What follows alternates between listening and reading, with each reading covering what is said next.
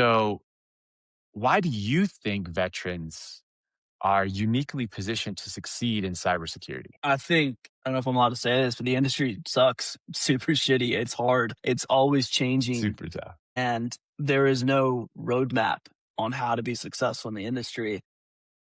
And there's also no roadmap on how to be successful in the military either, right? You're going to hold a variety of different roles. You're going to be trained in a specific MOS and then get shipped off to a shore command doing something that you were never trained to do, and you're expected to be successful.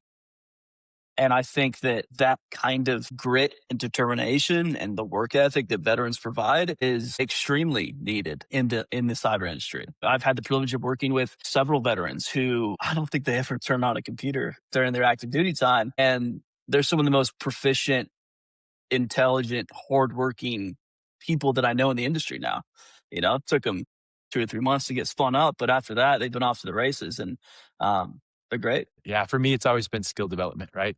One of the things that, whether you agree or disagree, when you go to the military, they break you down and they teach you how to do certain skills like a habit. It's a muscle memory thing. And I truly believe that when I got out, I became exceptionally good at volleyball, a sport I've never played before because I picked it apart and I picked out every skill just like the military taught me to do. And I think that's the same thing for cyber. They come out, like you said, never turn on a computer during their duty time.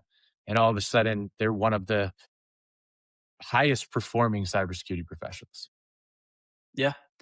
And I'd like to touch on another point as well is, Operation MOS, as someone who's been in the industry for, 6 years now, and I work at a company that, the hiring bar is, again, I tricked them into hiring me, but the hiring bar is pretty high. And there's a certain way that they want you to interview and a certain way that they want your resume to look. I will say that a resume is never going to get you a job. Your LinkedIn will never get you a job either. Networking will.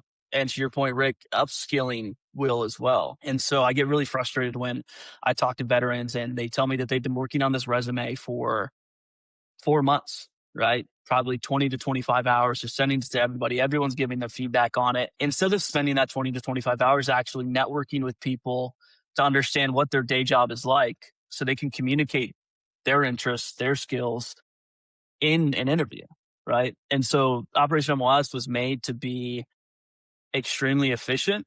My goal is that any veteran that uses the platform is done with their first resume in less than 30 minutes. It's perfectly formatted.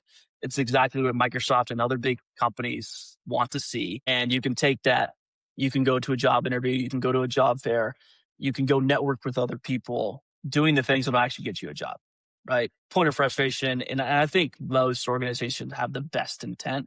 I think there's way too much focus spent on resumes, right? And LinkedIn and resume coaching. And I think, and it's funny because I built a program to do that, but I built a program that one is free and two doesn't take a lot of time.